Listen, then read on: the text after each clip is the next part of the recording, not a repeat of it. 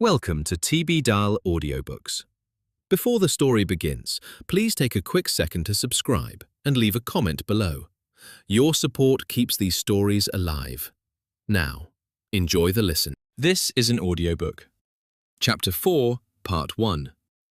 Undisclosed Background. Author T.B. Dahl. Chapter 4. The Escape. The Munch Museum rose from the Bjørvika waterfront like a leaning tower of perforated aluminium. 13 stories of warped geometry that caught the late afternoon light and turned it into something restless. Riley had always admired the building from a distance, its refusal to sit still, to be just another glass box on Oslo's reshaping shoreline. Today, it looked like a place to disappear into. She crossed the plaza from the Opera House side, weaving between tourists photographing the angular facade and a school group herded by two exhausted teachers. The wind off the fjord carried the smell of salt and diesel. She kept her pace even, didn't look over her shoulder, didn't stop at the reflecting pool where the building's distorted image shivered on the water's surface. The silver cross sat at the bottom of her canvas bag, wrapped in the scarf she'd worn that morning. She could feel its weight against her hip with each step, a small, insistent gravity pulling her back toward the apartment on Thomas Heftier's gate, the empty slot labelled File 17, Custodian Index. The man standing in the rain across the street. Elliot had gone back to Sagene. They'd agreed to separate before the tram stop. Two people leaving the same area in different directions attracted less attention than two people travelling together. She'd watched him walk north, hands in his jacket pockets, shoulders squared against the drizzle. He moved like someone crossing an open field under observation, efficient, unhurried, alert. She'd taken the 12 tram south along Frognerveien, changed at Aker Brygge for no tactical reason beyond the need to feel like she'd broken her own pattern, and walked the final stretch to the museum on foot. Tara was expecting her. Dinner. That had been the plan before Rask's apartment. Before the false-bottomed archive box, before the man on the street. The plan still held. Riley needed it to hold. She needed 45 minutes of a friend's voice and the ambient noise of a restaurant before she did anything else. But she also needed Tara's building. The lobby was vast, open, concrete-floored, designed to make visitors feel small before the art made them feel something else. Riley collected her ticket from the automated kiosk and texted Tara. "Here. Ground floor by the shop." The reply came in 8 seconds. "Coming down. Don't buy anything from the gift shop. The markups are criminal." Riley almost smiled. Almost. She stood near a pillar and watched the entrance. Families, couples, a group of Japanese tourists following a guide with a blue umbrella, two men in dark jackets, but they turned left toward the cloakroom, laughing about something, and disappeared. Her pulse was running at 70, maybe 75. Not panic, just the low hum of a nervous system that hadn't recalibrated since Thomas Heftier's gate. "You look like you're casing the building." Tara stood 3 meters away, arms folded, head tilted. She wore a burgundy cardigan over a white blouse, museum lanyard around her neck, expression caught between warmth and concern. Her dark hair was clipped back loosely, and her green eyes were doing what they always did. Reading Riley with the precision of someone who'd spent 7 years calibrating that particular instrument. "I'm admiring the architecture." "You're counting exits." Tara closed the distance and hugged her. The embrace lasted 2 seconds longer than casual.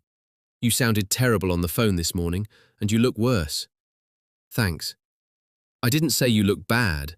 I said you look worse than you sounded, and you sounded like someone who'd found a dead man in a basement 12 hours earlier, which is exactly what happened, so I think I'm being fair." Riley adjusted the strap of her bag. "Can we go somewhere quieter?" Tara studied her face. Whatever she found there rearranged something behind her eyes. The teasing dissolved. "The restaurant's booked for 7. I've got 40 minutes before I need to hand off a press kit to my colleague upstairs. We can walk through the 4th floor. There's a temporary exhibition that's been open long enough to lose the crowds." Perfect. They took the escalator together. The museum unfolded around them in layers of concrete and light, each floor a different encounter with Munch's furious, tender, agonized vision. Riley let the building's geometry absorb her attention for 30 seconds. The angles, the way the walls leaned, the feeling of being inside something that was itself off balance, Then she came back to the work at hand. The fourth-floor gallery was a long room with low lighting and sparse attendance. Munch's late landscapes hung at generous intervals: snowfields, coastal headlands, a yellow house burning with colour against a winter sky. 3 visitors stood at the far end, murmuring in German. A young couple sat on the central bench, sharing earbuds connected to an audio guide. Tara led Riley toward the left wall, stopping in front of a painting of Ekeli, Munch's property at the edge of Oslo. The garden was thick with green, the house half hidden, the sky turbulent. "Talk to me." Tara kept her voice low, conversational, her body angled toward the painting. From across the room, they were 2 friends appreciating art. "And don't give me the 'I'm fine, it's being handled' version, give me the real one." Riley looked at the painting. Munch had worked on it outdoors, probably standing in the garden itself, painting the place where he lived from a vantage that made it look like somewhere you'd never find again. The man who died in the museum basement was Henrik Rask, retired archivist, 68, no family listed in public records. He had access to the National Museum through consulting work. "I think he's the person who sent me the letter." "The letter you wouldn't show me?" "I couldn't. Tara, I still can't tell you everything. Not because I don't trust you, because right now what I know makes people visible, and visible is dangerous." Tara's jaw tightened. Her gaze stayed on the painting. "Keep going." "Elliot and I went to Rask's apartment in Frogner this afternoon. His door had been forced. Someone searched it before us. His filing system was professional grade, meticulous, the kind of organization you'd expect from someone who spent 40 years handling archival documents. But parts of it had been removed. Specific files, targeted extraction, not a random break-in." "Did you find anything?" Riley hesitated. The cross in her bag felt like a question she wasn't ready to answer aloud. "We found enough to know that Rask was connected to something larger than his public career, an organization, possibly the same one that sent the letters." "HR. You remember." "You think I forgot?" Tara turned from the painting. "Riley, someone hand-delivered a threatening letter to you in my presence at a cafe. Then you found a body. Then you were at a police station until 1 in the morning. Then you went to a dead man's apartment and apparently discovered he was part of a secret organization. I haven't forgotten a single syllable. I've just been waiting for you to stop pretending this is a situation you can manage with a briefing deck and good posture." The German tourists drifted past them. Riley waited until they were out of earshot. "When Elliot and I left Rask's building, there was a man watching the entrance from across the street, standing in the rain, not moving, positioned to see who came and went through the front door." Tara's expression shifted. The concern that had been sitting behind her eyes moved forward, occupying her whole face. "Did he follow you?" "We went out through the basement, courtyard exit. I don't think he saw us leave." "You don't think?" "No, I don't know for certain." Tara exhaled. She pressed her hands together, fingertips touching her lips, the way she did when she was processing something that frightened her and didn't want to show it. "So someone is watching Rask's apartment. Someone searched it before you got there. Someone killed him. And whoever sent you those letters knew your cafe, your name, and your schedule." "Yes. And you came here, to a public building, to meet me." "I came here because you're my friend and I promised you dinner, and because this is your workplace and you know every corridor and door in this building, and right now that matters more than you realize." The sentence landed between them like a stone dropped into still water. Tara stared at her. "Riley, are you telling me you came here because you think someone might follow you?" "I'm telling you that the situation is larger than a murder investigation. I don't know who killed Rask. I don't know exactly what File 17 contains. I don't know if the people watching his apartment are the same people who sent the letters. But I know they're organized, resourced, and operating inside Oslo with enough confidence to surveil specific addresses in broad daylight.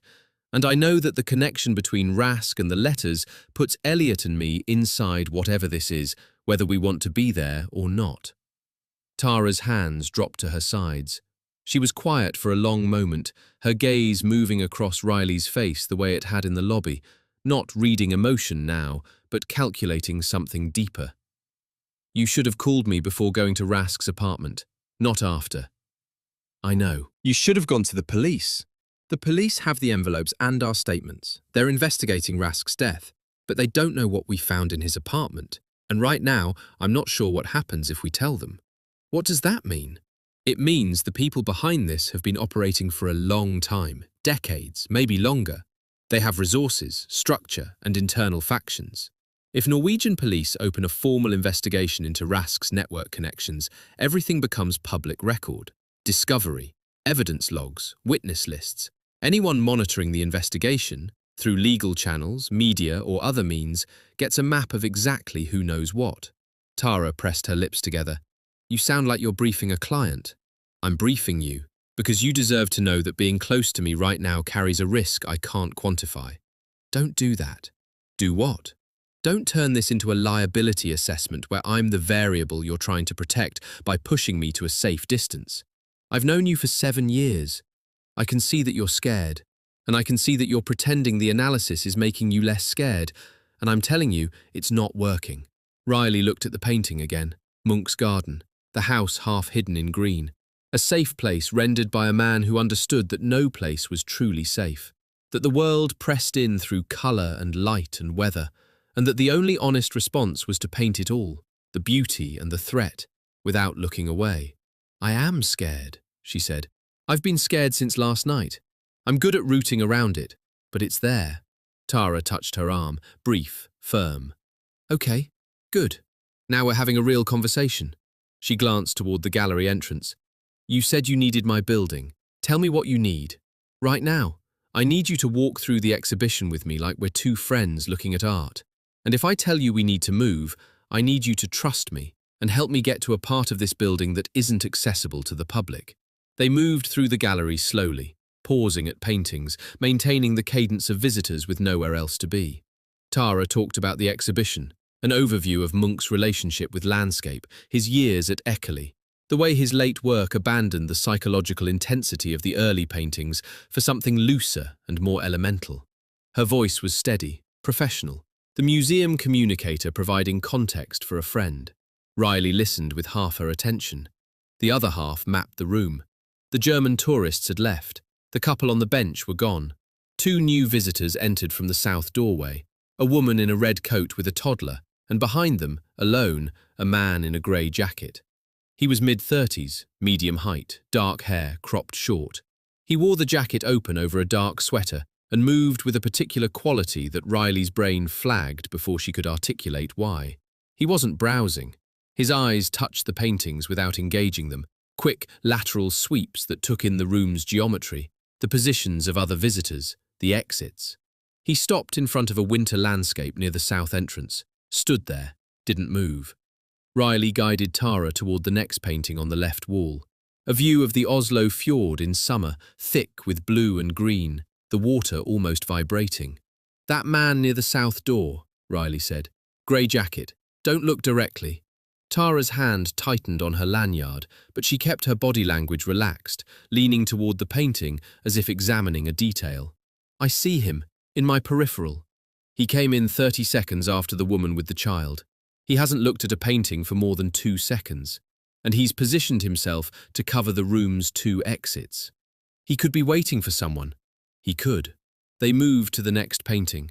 Riley watched the man's reflection in the glass protecting a smaller work, a lithograph, darker, mounted under a sheet that threw back a faint mirror image of the gallery behind her. The man in the grey jacket shifted, not toward a painting, toward them. 3 steps, then a stop, as if he'd recalculated their trajectory and adjusted his position to maintain a specific distance. Riley's pulse climbed.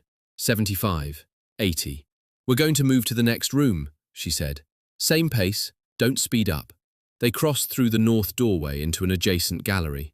This one was smaller, more intimate, dedicated to Munch's self-portraits. The lighting was warmer. A guided tour group of 12 or 15 people filled the centre of the room, clustered around a guide speaking rapid Norwegian about Munch's unflinching self-examination in old age. Riley steered Tara to the far wall and positioned them behind the tour group, using the cluster of bodies as a screen. She watched the north doorway. 15 seconds. 20. The man in the grey jacket entered.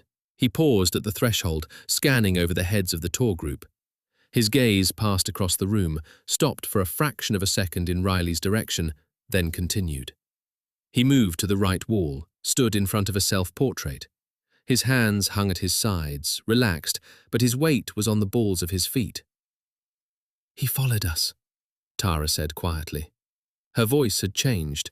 The professional warmth was gone. What remained was flat, precise, controlled, and underneath it, fear held in check by willpower. "Yes."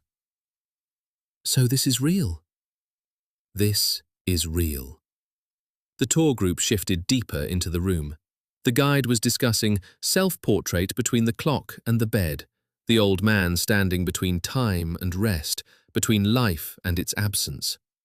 Riley used the group's movement to reposition, drawing Tara toward the west doorway that led to the corridor connecting the main exhibition floors. She looked back once through the crowd. The man in the grey jacket was watching the west doorway. He'd anticipated her direction. He was already moving, and beside him, entering from the north doorway they'd used moments ago, a second man. This one was older, heavier, wearing a navy blue parka and carrying a museum map he wasn't reading.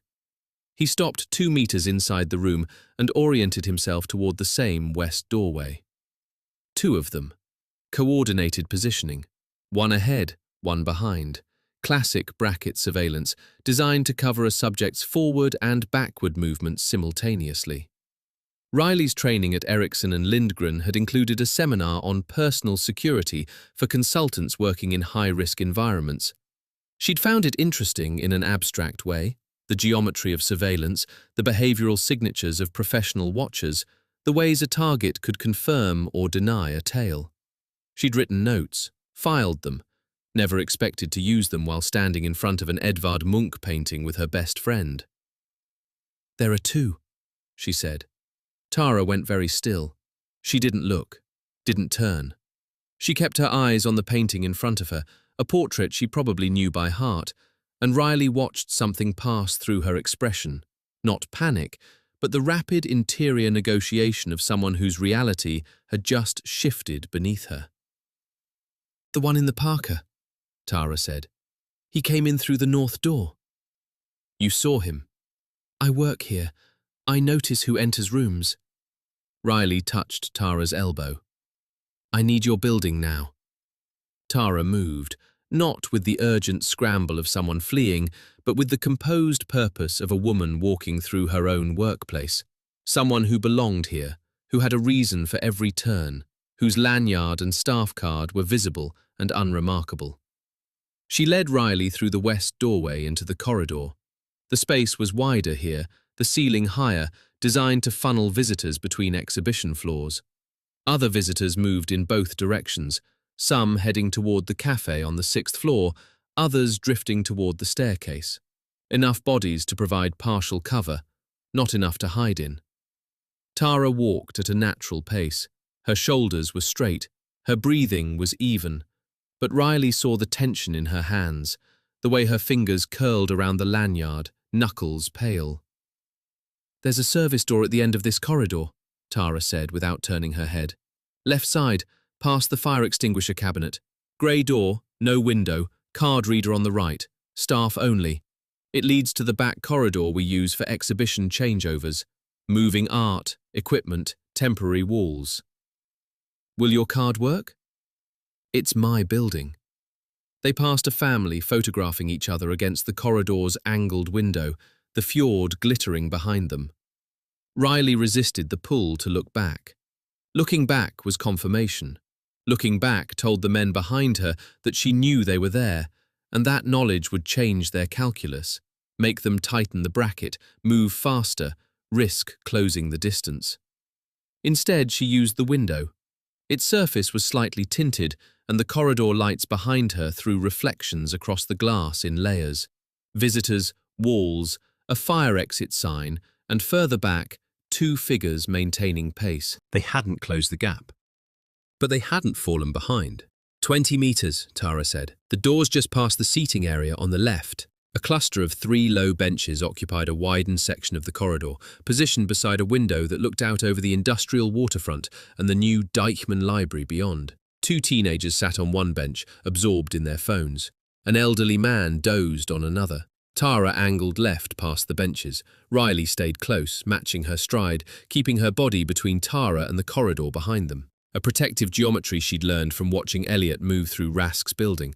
Not conscious mimicry, but the body absorbing a pattern and repeating it under pressure. The grey door appeared, unmarked except for a small plaque reading Kun for Ansatte, staff only. The card reader was a flat black rectangle mounted at waist height. Tara pulled her lanyard forward without breaking stride and tapped the card against the reader, a soft electronic click. Tara pushed the door open and held it for Riley. They stepped through into a corridor that smelled of concrete, cleaning solution, and the faint chemical tang of conservation materials.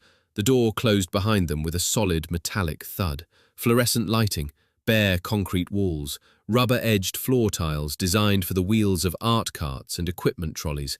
No visitors, no paintings, just the functional skeleton of a building stripped of its public face. Tara leaned against the wall and exhaled. Her composure held, but her hands were shaking. "Are you okay?" Riley asked. "No, give me a second." Riley gave her 10. She watched the door they'd come through. No card reader on this side, just a push bar.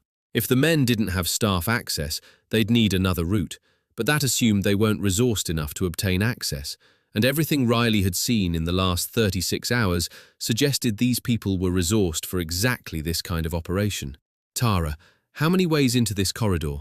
Tara straightened, pushed her hair back from her face. When she spoke, her voice had steadied. 3. The door we just came through, a door on the floor above that connects to the conservation lab access stairs, and a service entrance on the ground floor that opens to the loading dock on the east side of the building. Where does this corridor lead? It runs most of the length of the building on this level, connects to the freight elevator, the exhibition preparation rooms, storage, a break room, and a stairwell that goes down to the loading dock. Can you get us to the loading dock without going back through any public area? Yes. Then that's where we're going. Tara nodded. She pushed off the wall and started walking, and Riley saw the shift happen. The fear wasn't gone, but Tara had folded it into something functional. She knew this corridor. She'd walked it hundreds of times carrying press kits, guiding photographers, meeting curators, coordinating exhibition logistics. It was hers. And that ownership gave her authority that fear couldn't take. "This way," Tara said. "Stay close." The service corridor ran parallel to the public exhibition spaces, separated by thick concrete walls that muffled the ambient sounds of visitors into a distant murmur. They passed a freight elevator with heavy rubber bumpers on the door frame, a locked conservation material storage room, and a rack of art transport blankets folded in precise stacks. Tara walked with purpose, her footsteps quick and confident on the rubber tiles. She glanced at each intersection, each door, each side passage, not with Riley's learned vigilance, but with the instinct of someone who navigated this space every working day. They rounded a corner and nearly collided with a man pushing an empty hand trolley. He was young, mid-20s, lanky, wearing the same kind of staff lanyard as Tara. He pulled the trolley short and blinked at them. "Tara! Hey, I thought you were off today." "Half day." Tara barely slowed. "Jonas, quick favor." Jonas registered her tone and straightened. "Sure. I was just in the Munch landscape exhibition with a friend, 4th floor. There might be 2 men looking for us, one in a grey jacket, one in a navy parka. If anyone asks staff whether they've seen 2 women heading through the building, tell them you saw us going up to the restaurant on 6. We were talking about the view.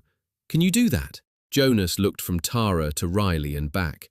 His expression moved through confusion, concern, and something that resolved into trust. Tara was his colleague. She was asking. "Grey jacket and navy parka." "Yes. Restaurant on 6. Got it." He paused. "Is everything all right?" "It will be. Thank you." She moved past him before he could ask anything else. Riley followed, catching a brief glance from Jonas that was half curiosity, half worry. Then the corridor curved, and he was behind them. "He'll do it?" Riley asked. "Jonas is solid. We worked the Warhol opening together last autumn. 14-hour day, 3 delivery errors, and a visiting critic who got locked in a bathroom." He doesn't panic, and he doesn't ask questions he doesn't need answered. They reached a T-junction. Tara turned right without hesitation, leading them down a narrower passage. The ceiling was lower here, lined with cable trays and ventilation ductwork. The smell of cleaning solution intensified. "The stairwell is at the end," Tara said. "2 flights down to the loading dock level. There's a door that opens onto the service road behind the museum. Delivery trucks use it. It faces east, away from the main entrance and the plaza." "Is there a card reader?" "Going out, no. Push bar from inside like a fire exit. Coming back in requires a card." Riley's phone was in her hand. She drafted the text as they walked, typing with one thumb, the other hand on the strap of her bag. The words came fast, distilled by adrenaline into their essential shape. "Tale confirmed. Munch Museum. Assume you are watched. Move now." She sent it to Elliot's number, the one she'd taken from his phone the night they'd found Rask's body, exchanged on the steps of the police station while their statements were still drying on interview forms. The message left her phone at 18:47. She checked for a delivery confirmation, then switched the phone to silent and dropped it in her jacket pocket. "Elliot?" Tara asked. "He needs to know. If they're following me, there's no reason to assume they aren't watching him too." "Who are they, Riley?" The stairwell door appeared ahead of them. Metal, no window, a push bar at waist height. Tara reached it first and pushed it open.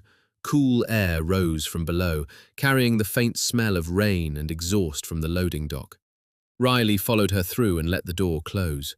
The stairwell was concrete, walls, floor, steps, all poured grey. Their footsteps echoed in the narrow space, 2 flights, 1 landing. "I don't know who they are specifically," Riley said as they descended, "but I know what they're doing. Rask was part of an organization that's been protecting something for a long time. He was killed because of that role. His apartment was searched for specific documents, not valuables, not electronics, documents. The people who killed him are looking for whatever he was protecting, and somehow Elliot and I are connected to it." "Connected how?" Riley reached the bottom of the stairs. Another metal door. She could hear the muffled sound of the city beyond it. Traffic, a distant horn, the sigh of wind channeled between buildings. "Connected enough that someone sent us both letters on the same day, directed us to the same place, and is now tracking my movements through a public building in central Oslo." She looked at Tara. The fluorescent light was harsh down here, stripping away the warmth of the gallery lighting and leaving everything raw. Tara's face was pale, her lips were pressed together, but her eyes were steady, green, clear, focused. "I can't tell you everything yet," Riley said. "Not because I don't want to, because the more you know, the more dangerous it becomes for you, and I'm not willing to do that without giving you the choice." "You think I haven't already made that choice? I'm the one who just rerouted surveillance through my own workplace and sent Jonas to lie to strangers." "I know." "Then stop protecting me from information and start trusting me with it, when you're ready." The words were quiet, direct, without anger, and they landed in a place that Riley had been reinforcing all day with analysis and professional distance, the place where she admitted to herself that she was not handling this alone, that she could not handle it alone, that the pattern she was inside was bigger than one person's competence. "When I'm ready," she said. "I promise." Tara held her gaze for a beat, then she nodded and pushed the door open. The loading dock was a covered concrete platform that jutted from the building's east face. 2 delivery bays with retractable metal doors, a ramp for trucks, stacked pallets of exhibition materials wrapped in plastic sheeting. Beyond the dock, a service road curved around the back of the museum toward the Operagata intersection. No people, no vehicles. The rain had started again, thin, persistent, blurring the lights of the Surenga residential blocks across the water. They stepped off the dock onto the service road. The museum's public entrance was on the opposite side of the building, 150 meters and an architectural mass away. The men in the grey jacket and the navy parka were somewhere inside that building, following Jonas's misdirection toward the 6th-floor restaurant, scanning the crowd for 2 women who were no longer there. For now, Riley breathed. Cold air, rain on concrete, the sound of a tram bell from the boulevard beyond the service road. ordinary sounds. An ordinary city going about its ordinary Tuesday evening, while something profoundly not ordinary tightened around her like a net being drawn closed. Tara walked beside her, silent for the first time since they'd left the gallery. Processing. Riley could almost hear it, the whir of a sharp mind integrating new data, reshaping its model of the world to accommodate a reality it hadn't contained an hour ago. They reached the intersection where the service road met Opera Gata, public pavement, pedestrians, a bus shelter with 3 people waiting under its roof. Normal life, close enough to touch. Riley stopped, looked back toward the museum. The building's leaning silhouette stood against the grey sky, its perforated skin catching the last of the daylight and holding it in 1,000 tiny points. Beautiful. Alien. A place Tara went to work every morning, and which was now, for both of them, something else. "We skipped dinner," Tara said. It wasn't a question. "We skipped dinner." "Where are you going?" Riley looked at the bus shelter, the pedestrians, the street, all of it visible, all of it exposed. "Somewhere that isn't my apartment and isn't my office, somewhere I haven't been before." "That's not a plan, Riley. That's a principle." "It's the best I have right now." Tara pulled her phone from her cardigan pocket and checked it. Then she looked up. "My cousin has a flat in Kampen. She's in Bergen this week. I have the key." Riley started to protest, to say she couldn't involve more people, couldn't extend the radius of risk, but Tara cut her off. "You need a place that isn't connected to you, a place no one watching you would know about. My cousin's flat isn't in your address book, your phone records, or your email. I'm offering it. Take it." The logic was clean. Tara had always been better at cutting through Riley's tendency to complicate what was simple. "Okay. I'll walk you to Kampen, then I'm going home and you're going to text me every hour until I tell you to stop." "Tara, every hour, Riley, or I call the police myself and tell them everything I know, which at this point is enough to make someone's evening very complicated." Riley looked at her friend. The rain was catching in Tara's dark hair, beading on the shoulders of her burgundy cardigan, and she stood on the wet pavement outside the service entrance of her own museum, with the stance of someone who had decided exactly where her lines were.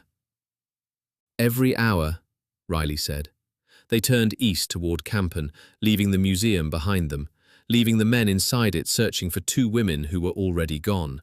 But Riley felt no relief, only the clear, cold understanding that the distance between her and the people watching had narrowed again, and that what she'd mistaken for warnings, the envelopes, the messages, the man on Thomas Heftier's gate, had been the passive phase. This was the active one.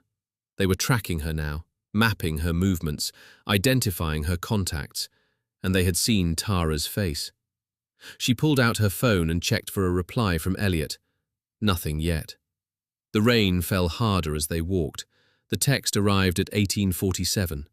Riley's message was short, structured like a briefing rather than a warning. "Confirmed surveillance at Munch. 2 men, coordinated. Assume you're covered too. Don't go home. We'll send safe location when I have one." Elliot read it twice, standing on the pedestrian bridge that connected the barcode office towers to the waterfront promenade in Bjørvika. The construction site where he'd spent his morning, where the man in the dark coat had delivered an envelope that dismantled the architecture of his life, lay 200 meters south, its cranes silhouetted against the low cloud ceiling like the arms of mechanical sentinels. He'd come back because he needed his site notebook. Not the personal one in his apartment, where he'd catalogued the envelopes and the cross and the dead man's face. The work notebook.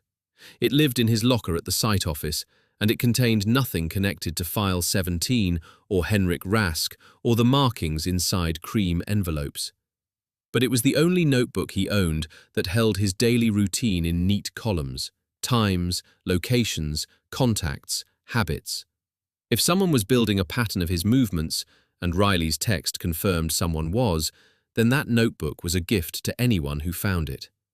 He pocketed the phone and didn't reply. Not yet. Not from this position. The bridge was exposed, elevated, and offered only 2 directions of travel. A bad place to stand still. a worse place to confirm he'd received a warning. He started walking south toward the construction site, keeping his pace steady. Normal speed. A man heading back to work after a break. Nothing unusual, nothing worth noting. Except he was noting everything. The bridge fed into a wide pedestrian area, flanked by the opera house on his left and the newer residential blocks on his right. Evening foot traffic was moderate, couples walking toward the waterfront restaurants, a group of teenagers on electric scooters, a woman pushing a stroller along the quay railing.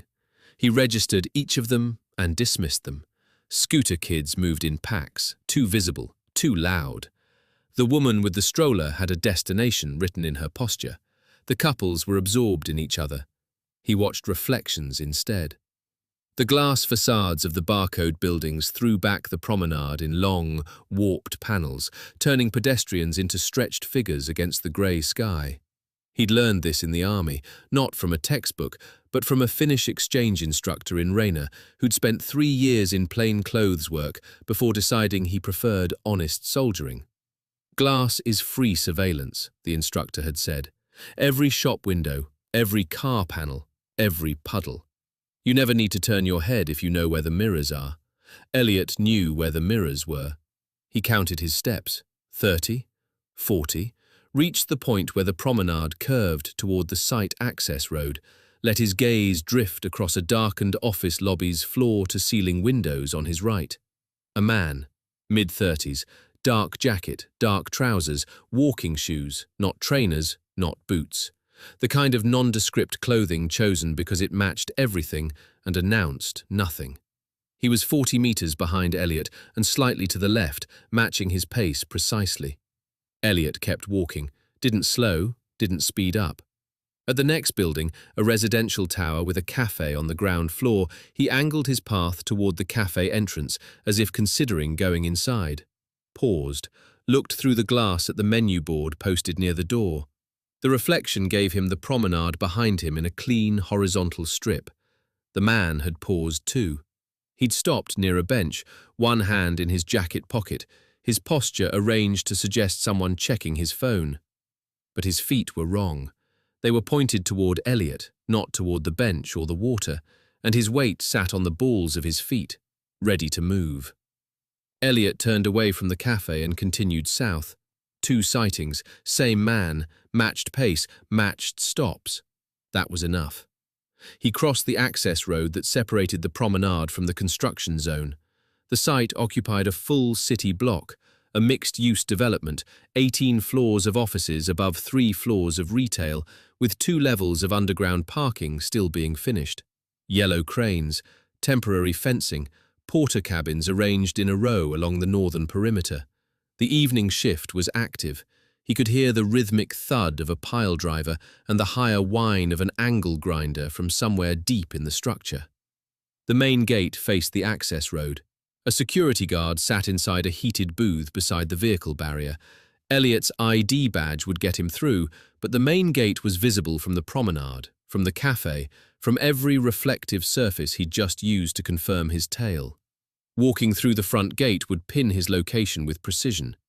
He turned right instead, followed the temporary fencing west along the site's northern edge, past the porter cabins, toward a section where the hoarding panels met the wall of an adjacent parking structure.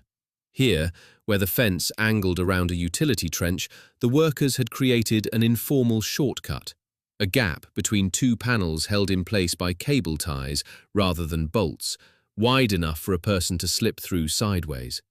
Management had asked him to close it twice. He'd put it on the list both times, and both times let it slip. The crews used it to reach the kebab shop on the next street without walking the long way around. He was glad now that he'd been a lenient site manager. He checked the promenade behind him. The man in the dark jacket had stopped near the access road, 50 meters back. Not following into the construction zone, watching, deciding. Elliot slipped through the gap. The story continues in the next chapter, so make sure to subscribe, leave a comment with your thoughts, and share this video with fellow book lovers.